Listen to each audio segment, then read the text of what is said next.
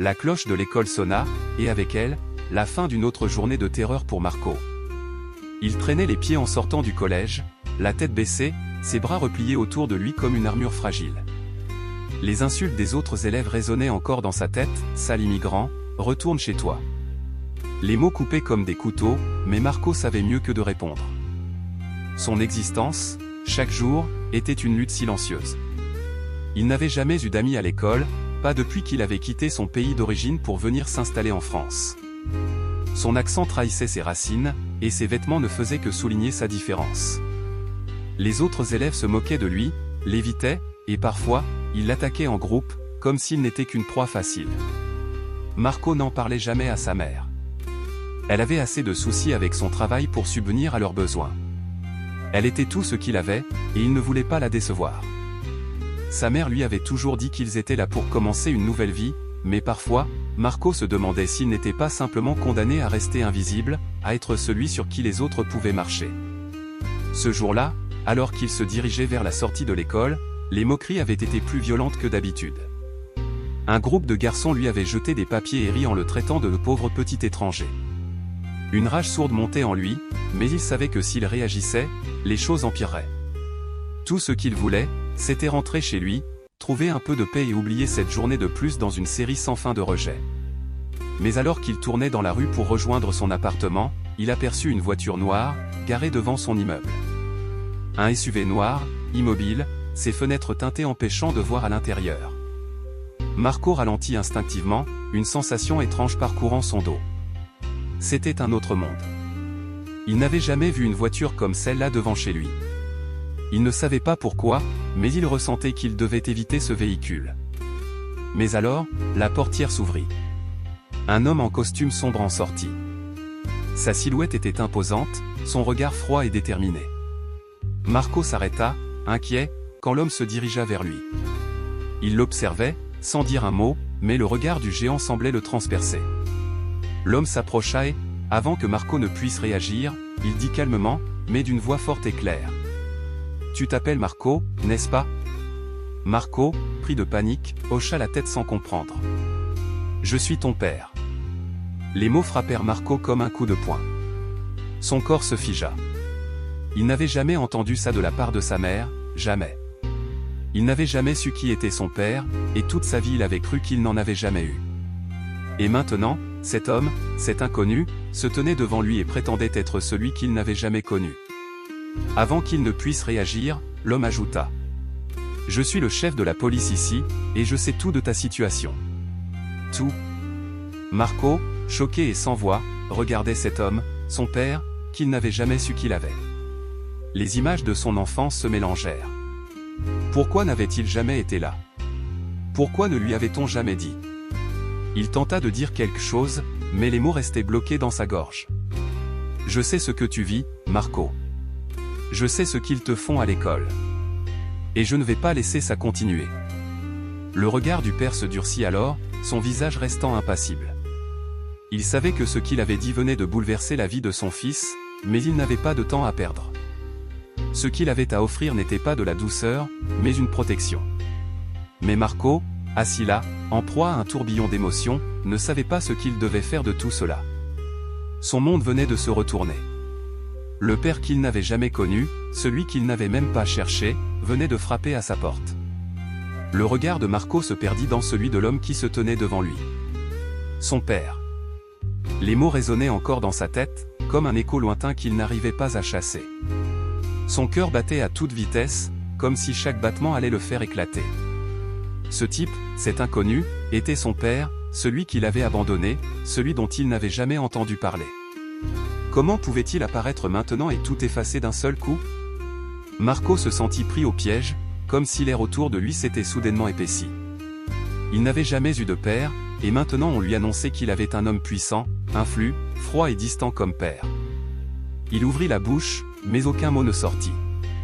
Il voulait crier, poser des questions, savoir pourquoi il n'avait jamais été là, mais tout cela se bloquait dans sa gorge. L'homme, qui ne semblait pas du tout affecté par la situation, continuait de le regarder calmement. Il fit un pas en avant, presque comme s'il savait exactement ce que Marco ressentait. « Je sais que tu es en colère, que tu veux des réponses. Mais il n'est plus temps de poser des questions. Je suis ici pour t'aider, Marco. La voix de l'homme était ferme, presque autoritaire. Il n'était pas là pour une réconciliation émotionnelle, il était là pour imposer sa présence, sa protection. Il t'attaque à l'école, je le sais. Je sais que tu subis tout ça seul, et ça ne va plus durer. Marco, toujours sous le choc, balbutia enfin, sa voix brisée par l'incompréhension.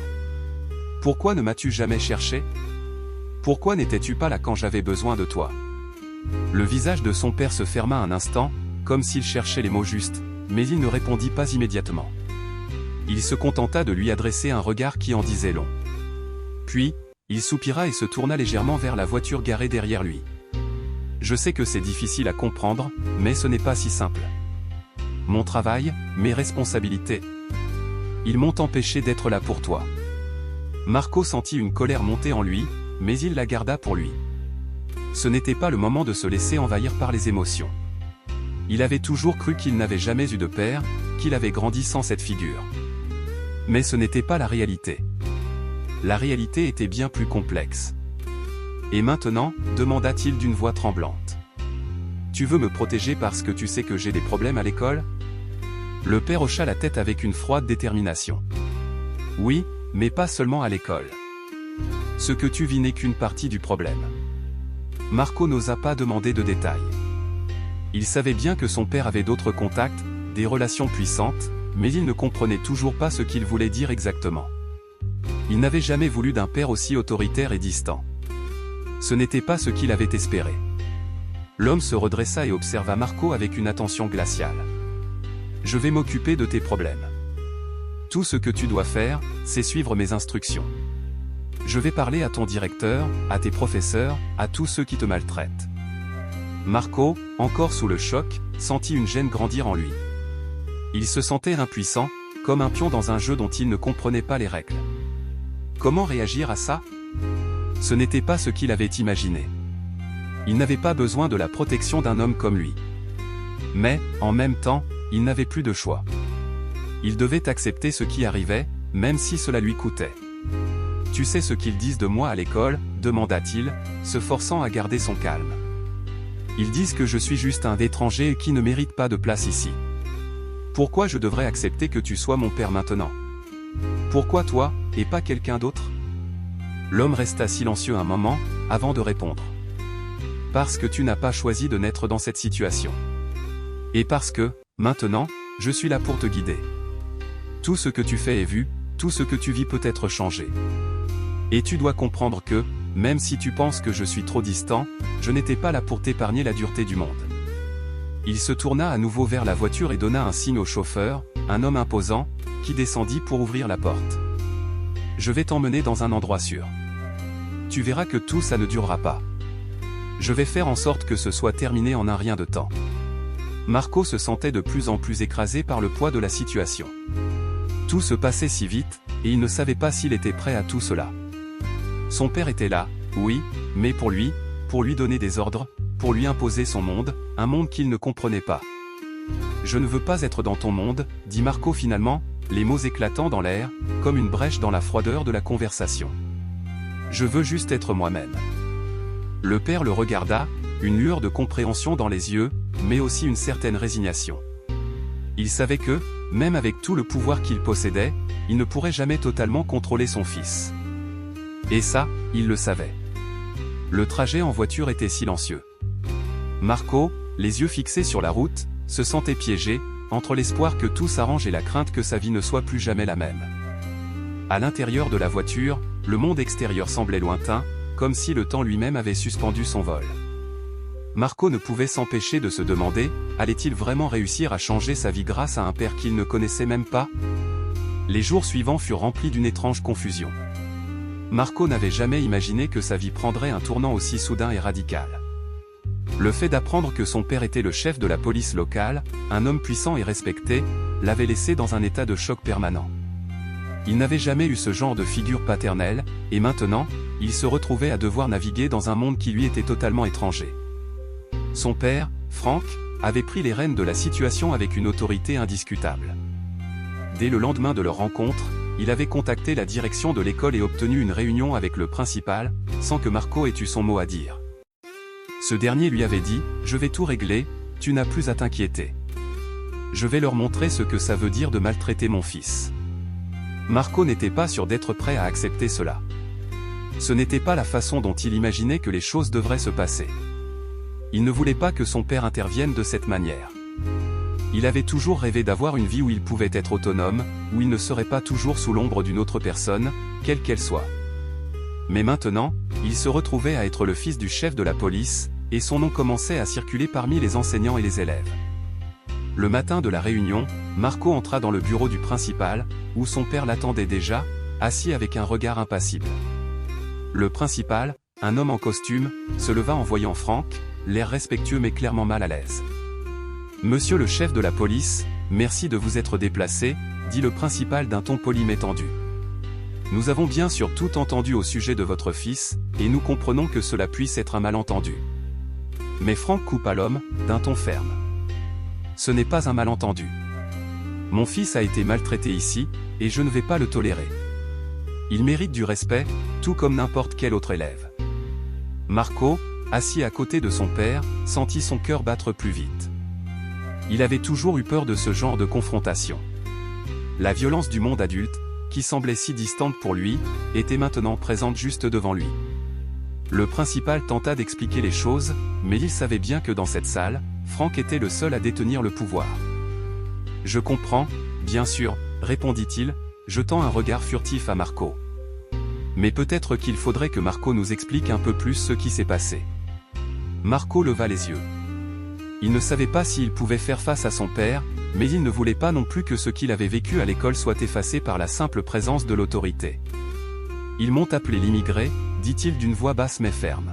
« Ils m'ont dit que je ne valais rien. Chaque jour, ils m'humilient, me traitent comme si j'étais invisible ****. Le silence tomba sur la pièce. Franck observa son fils, réalisant à quel point il avait ignoré la réalité de sa vie jusqu'à présent. Il savait que son fils avait souffert, mais il n'avait jamais voulu admettre à quel point cela l'avait affecté. « Je vais prendre des mesures immédiates », déclara Franck, son regard dur et froid, tourné vers le principal. « Les responsables seront punis, et il n'y aura plus aucune tolérance à l'intimidation ici. » Marco, qui se sentait déjà mal à l'aise dans cette situation, ne savait plus quoi penser. Il avait l'impression que son père agissait plus pour montrer sa puissance que pour réellement l'aider. Il n'avait pas demandé à ce que la situation devienne aussi publique. Après la réunion, tout se passa très vite. Les élèves responsables des harcèlements de Marco furent appelés par les autorités scolaires, et des mesures disciplinaires furent prises. Cependant, Marco n'éprouvait aucune satisfaction à voir ses agresseurs punis. Ce n'était pas ce qu'il voulait. Il n'avait jamais voulu que cela se termine par un acte de pouvoir de son père. Les jours suivants, Marco se retrouva dans une nouvelle situation. La protection de son père avait son côté positif, les autres élèves semblaient moins enclins à l'attaquer. Mais il se sentait de plus en plus isolé. Il n'était plus juste Marco, le garçon parmi les autres, mais le fils du chef de la police. Les autres élèves l'observaient avec des yeux pleins de méfiance, comme s'il portait une étiquette qu'ils ne pouvaient pas enlever. Ils ne le considéraient plus comme l'un d'entre eux. Il se retrouva à déjeuner seul dans la cour de l'école, les autres enfants le regardant de loin. Il avait tout ce qu'il voulait, en théorie, la protection de son père, la reconnaissance de son statut. Mais il n'était plus lui-même. Il avait l'impression d'être un inconnu dans sa propre vie. Un jour, après l'école, Marco se rendit dans le bureau de son père au commissariat.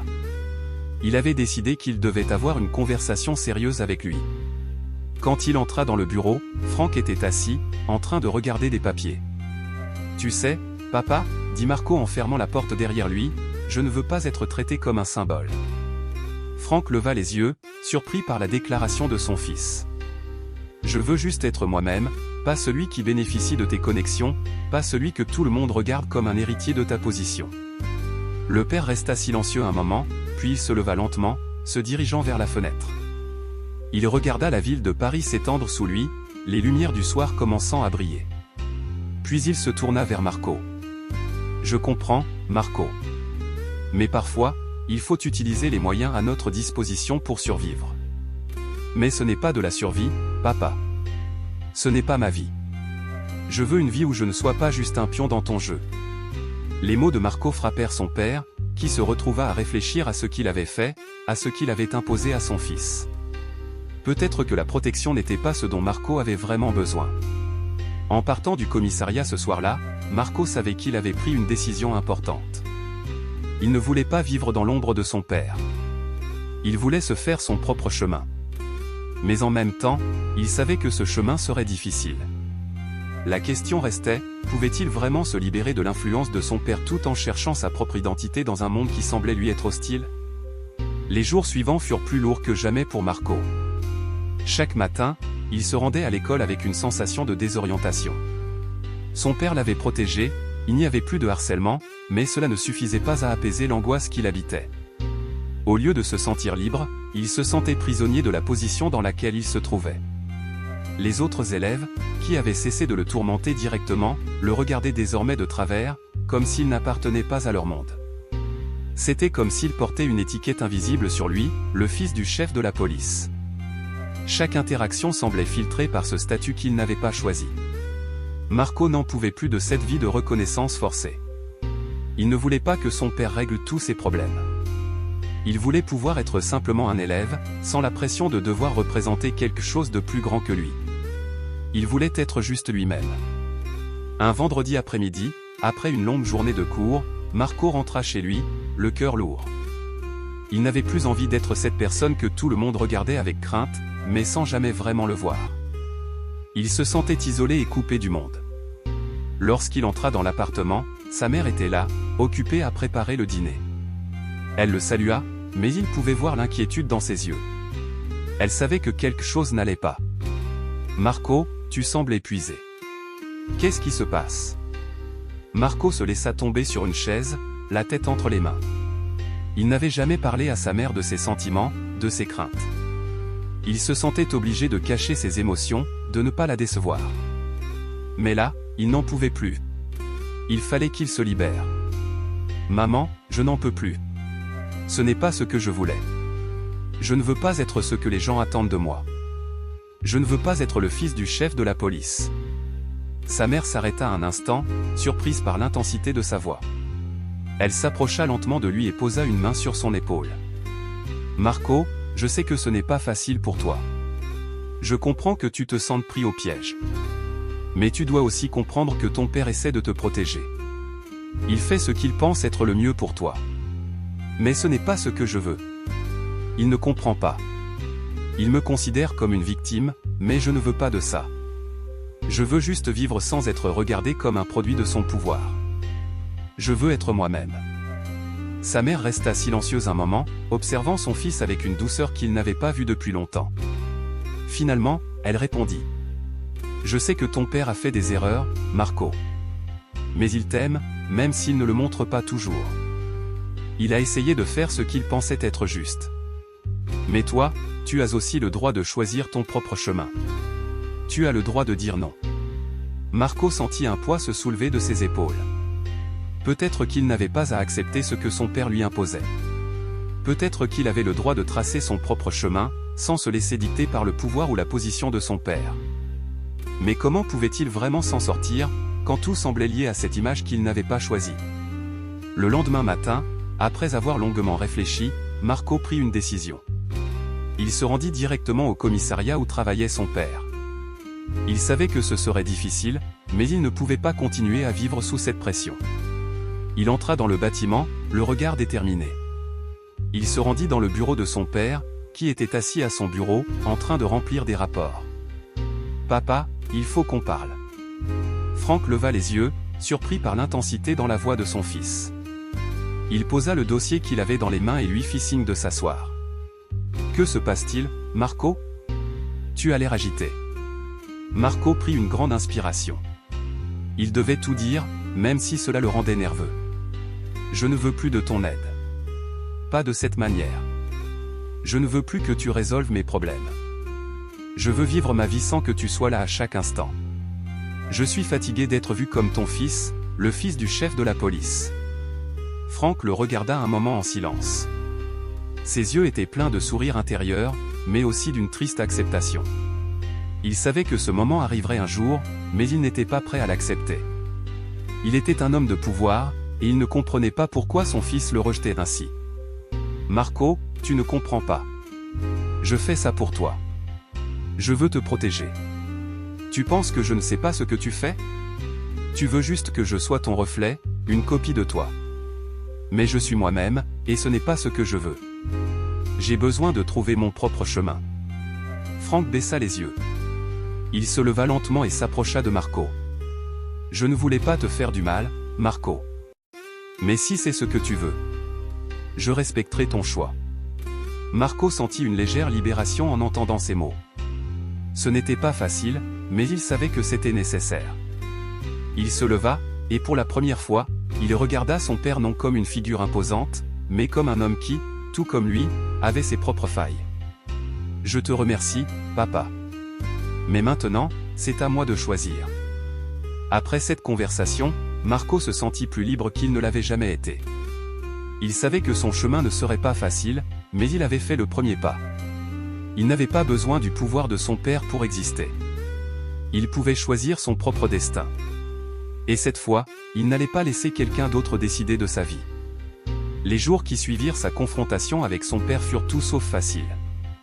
Marco pensait que prendre une décision ferme le libérerait, mais il se rendit vite compte que la liberté n'était pas aussi simple. Chaque jour à l'école devenait un combat intérieur. Les élèves, bien qu'ils ne l'attaquaient plus directement, le regardaient maintenant d'un œil étrange. Marco était le fils du chef de la police, et tout ce qui le concernait semblait désormais scruté, analysé. Il ne faisait plus partie de cette communauté d'adolescents avec lesquels il avait l'habitude de traîner. Les garçons et filles qu'il avait ignorés ou moqués auparavant n'osaient plus lui parler. Mais c'était encore pire. Il se sentait invisible, comme une ombre parmi les autres, ni totalement accepté ni complètement rejeté. Il avait l'impression d'être l'objet de curiosité plus que d'affection ou de respect.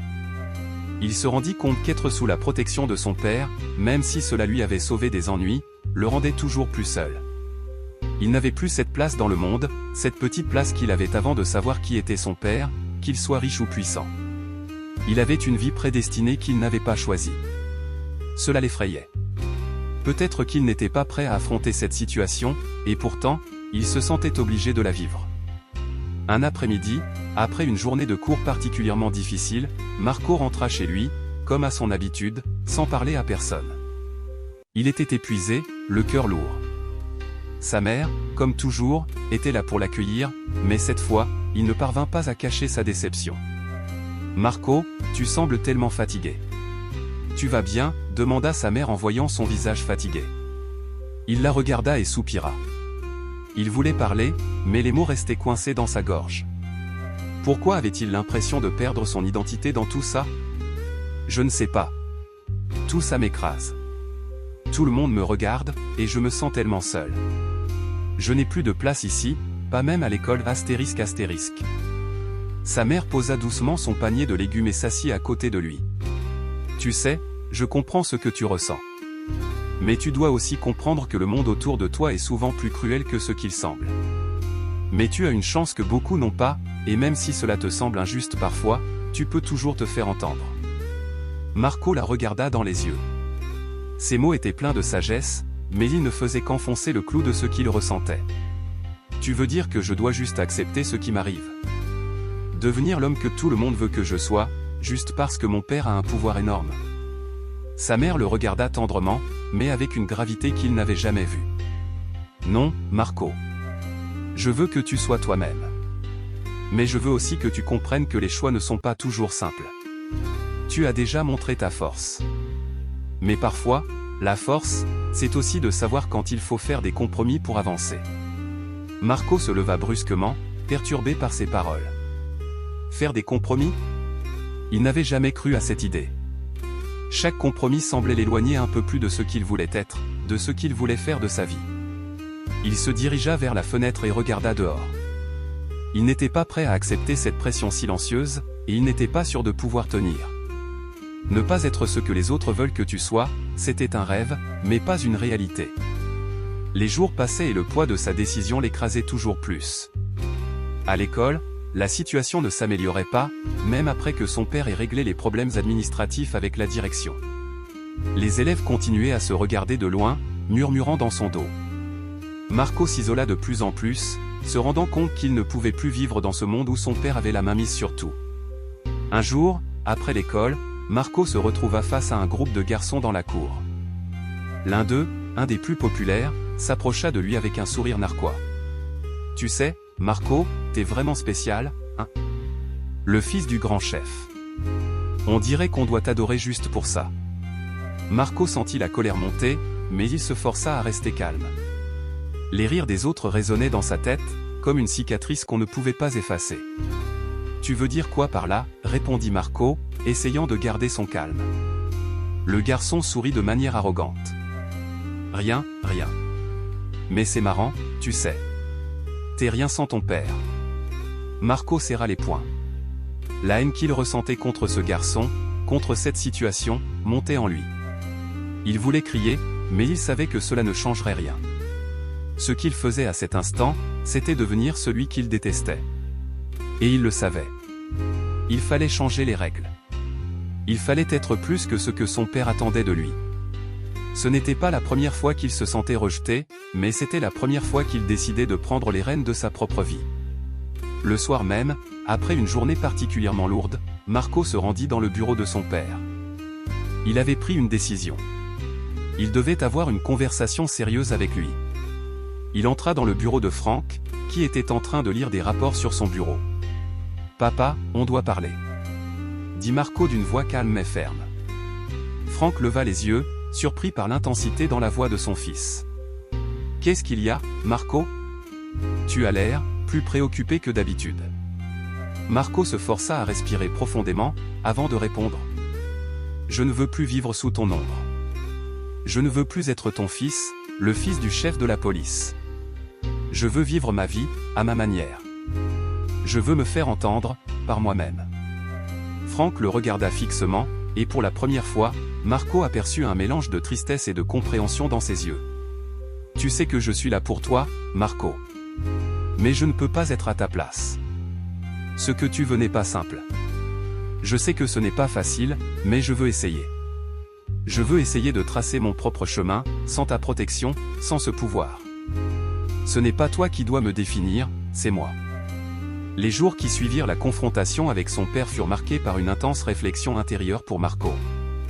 Maintenant qu'il avait pris la décision de ne pas laisser son nom et son passé définir qui il était, il se retrouvait confronté à un nouveau défi, comment se libérer des attentes de son père et de la pression du système qui l'entourait. Chaque journée à l'école semblait plus lourde que la précédente. Bien que les attaques physiques aient cessé, les regards lourds et les chuchotements derrière son dos ne faisaient qu'empirer. Marco avait l'impression de n'être qu'un spectacle, une curiosité pour les autres. Il n'était plus seulement un élève parmi d'autres, mais une figure publique, celle du fils du chef de la police. Ses camarades n'avaient plus peur de lui, mais ils l'avaient réduit à un symbole de pouvoir et de privilège, bien qu'il n'ait jamais voulu être perçu ainsi. Malgré cela, Marco n'avait pas l'intention de se laisser abattre. Il savait qu'il avait pris la décision la plus difficile de sa vie, mais il ne pouvait pas se permettre de revenir en arrière. Chaque pas qu'il faisait le menait plus loin de l'ombre de son père, mais aussi plus près de l'inconnu. Un jour, alors qu'il rentrait de l'école, Marco reçut un message de son père. Un message court, sans émotion, qui disait simplement « On doit parler ». Ce message était devenu un lien qu'il ne pouvait ignorer. Même s'il avait décidé de ne plus dépendre de Franck, il savait que cette conversation serait décisive pour leur relation. Il se dirigea donc vers le commissariat, là où tout avait commencé. Le bâtiment imposant, symbole de pouvoir et de contrôle, semblait le narguer à chaque pas.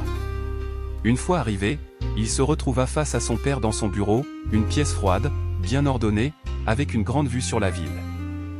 Franck le regarda sans mot dire, attendant que Marco prenne la parole.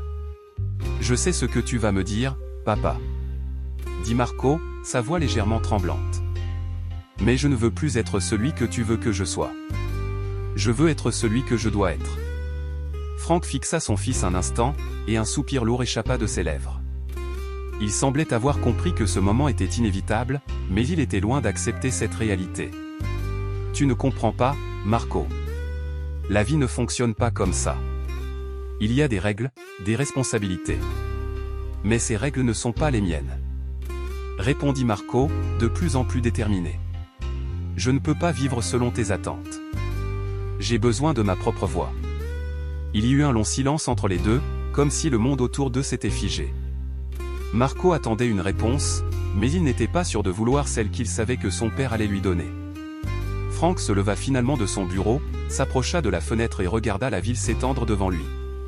Je t'ai donné une vie que je pensais être meilleure. Mais tu as raison, dit-il d'un ton plus calme. Je ne peux pas te forcer à accepter ce que je t'impose. Mais n'oublie pas que tu n'es pas seul dans cette lutte. Je serai toujours là si tu as besoin de moi. Mais ce n'est pas une promesse de pouvoir, c'est une promesse de protection. Marco se leva à son tour. Il avait l'impression que son père essayait de le comprendre, mais il savait aussi que cette protection ne signifiait rien pour lui. Il ne voulait pas être protégé. Il voulait être respecté pour ce qu'il était. Je veux que tu sois là pour moi, papa. Mais pas comme ce policier puissant, pas comme ce directeur. J'ai besoin de toi comme mon père, pas comme l'homme que tout le monde craint. Il se dirigea vers la porte, et avant de la fermer, il se retourna une dernière fois. Je ferai mes propres choix, même si je dois tout perdre. Les semaines suivantes furent un tourbillon de changements pour Marco. À l'école, il commença à prendre les choses en main. Il s'était toujours senti coincé dans une image imposée par son père, mais maintenant, il décidait de changer sa perception de lui-même. Peu à peu, il se mit à se faire entendre. Il n'était plus le fils du chef de la police, il était simplement Marco. Il commença à parler ouvertement avec ses camarades, à se défendre sans se laisser écraser. Les autres élèves, qui le considéraient encore comme un symbole de pouvoir, commencèrent à le voir autrement. Il devenait un modèle de courage et de résistance. Cependant, tout n'était pas aussi simple. Les regards changeaient, mais les tensions restaient. Marco n'était pas encore prêt à abandonner son passé, mais il ne voulait plus que ce passé définisse son avenir. Il savait que sa route serait semée d'embûches, mais il avait désormais les clés pour avancer. Un soir, en rentrant chez lui, Marco aperçut un groupe de garçons qui se tenaient à l'entrée de son immeuble. Ils semblaient l'attendre. L'un d'eux, un ancien camarade de classe, s'approcha de lui avec un sourire moqueur. « Tu as l'air de t'être changé, Marco. T'es plus vraiment celui qu'on connaissait. » Marco le regarda fixement. Il ne répondit pas immédiatement, mais un sourire en coin se dessina sur son visage. Il n'était plus le même. « Non, je ne suis plus celui que tu connaissais. Et je vais te montrer que ce n'est pas qu'une question de changement d'apparence. » Les semaines suivantes, Marco continua son parcours, loin de l'ombre de son père, mais avec un nouveau regard sur la vie. Il se battait pour être lui-même, pour choisir son propre chemin, même si cela signifiait affronter les regards et les jugements de ceux qui ne comprenaient pas sa décision. Marco savait maintenant que la liberté n'était pas un cadeau. Elle devait être conquise, chaque jour, par des actions, des choix et des sacrifices. Mais il était prêt à tout affronter. Il était enfin prêt à être Marco, lui-même, et rien d'autre. Les semaines passèrent, et Marco commença à changer radicalement. Ce qu'il avait pris comme une libération personnelle s'était transformé en une véritable révolte contre l'image qu'on lui imposait depuis toujours. Il ne voulait plus vivre sous l'ombre de son père, le chef de la police, ou d'un nom qui ne lui appartenait pas. Il voulait être Marco. Le garçon simple, celui qui avait été rejeté, moqué, ignoré. Mais aujourd'hui, il n'était plus celui-là. Il était plus fort. Il était celui qui faisait ses choix, qui prenait son destin en main, même si le monde autour de lui semblait l'inciter à faire le contraire. À l'école, il ne se contentait plus de se cacher. Il s'imposait. Bien sûr, certains de ses camarades continuaient à le regarder de travers, mais il n'en avait plus peur. Il était désormais respecté, non pas pour le pouvoir de son père, mais pour sa propre force intérieure. Il avait choisi de ne pas laisser son passé définir son avenir. Au contraire, il décidait de faire de ses épreuves un moteur de changement. Il devenait un exemple pour ceux qui, comme lui, avaient grandi dans l'ombre. Un jour, alors qu'il se rendait à l'école, il croisa un groupe d'élèves, ceux qui l'avaient souvent insulté, ceux qui l'avaient rejeté. Mais cette fois, quelque chose avait changé. Il ne le regardait plus de la même manière. Il le regardait avec respect, comme si son attitude avait créé un fossé entre lui et eux. Il s'arrêta, les observa un moment, puis dit calmement. « Vous avez peut-être cru que j'étais quelqu'un d'autre. mais je vous ai prouvé que je suis celui que je choisis d'être. » Les regards étaient différents, et Marco comprit qu'il n'était plus celui qu'il avait été. Ce garçon timide, battu et rejeté, avait disparu. Il était devenu un homme, un jeune homme prêt à affronter n'importe quelle épreuve. Quelques jours plus tard, une réunion importante eut lieu à l'école. Le principal, qui avait pris à cœur les problèmes de Marco, décida de changer la façon dont l'établissement gérait l'intimidation et la discrimination. Le fils du chef de la police avait fait entendre sa voix, et bien que Marco ne soit pas un symbole de pouvoir pour tout le monde, il avait fait évoluer les choses. Il n'était plus celui qui était humilié. Il était celui qui portait un message. Marco se retrouva face à des choix importants, des décisions qui allaient déterminer la direction de sa vie. Il choisit de ne pas se laisser enfermer par son passé. Il avait fait des erreurs, il avait souffert, mais ce n'était plus sa réalité. Il avait maintenant une chance de recommencer, de bâtir sa propre identité. Mais il savait aussi que la route serait encore semée d'embûches. Il n'y avait pas de solution facile. Il allait devoir continuer à se battre pour ce qu'il croyait être juste, pour ce qu'il croyait être sa vérité. Mais il était prêt. Parce qu'il avait compris qu'être soi-même, c'était accepter ses imperfections, mais aussi ses forces. Un soir, Marco se retrouva à la même fenêtre, celle par laquelle il avait vu le monde, son ancien monde, défiler. Il regardait Paris briller au loin, la ville qui ne dormait jamais. Il savait que tout n'était pas parfait, mais il n'avait plus peur de ce qu'il était. Il était libre. Il se tourna vers la porte et appela sa mère. « Maman, je suis prêt. Je vais choisir mon chemin. Je vais devenir ce que je suis. » Sa mère entra dans la pièce, et pour la première fois, il la vit sourire sans inquiétude. Il n'était plus un enfant perdu. Il était maintenant un jeune homme qui faisait ses propres choix. Elle s'approcha de lui, le regard brillant. « Je suis fier de toi, Marco. Plus que tu ne le sauras jamais. » Le lendemain matin, il retourna à l'école. Il n'avait plus rien à prouver à personne. Il était Marco. Le garçon qui avait été rejeté, maltraité, ignoré. Mais maintenant, il était celui qui choisit son destin. Et c'était juste le début. La vie de Marco est un témoignage puissant de résilience et de décision. Son parcours démontre que l'on peut toujours changer son avenir, peu importe le poids du passé, ou la pression sociale. La liberté, pour lui, ne réside pas dans les privilèges ou le pouvoir, mais dans le courage de choisir son propre chemin, sans crainte et sans compromis.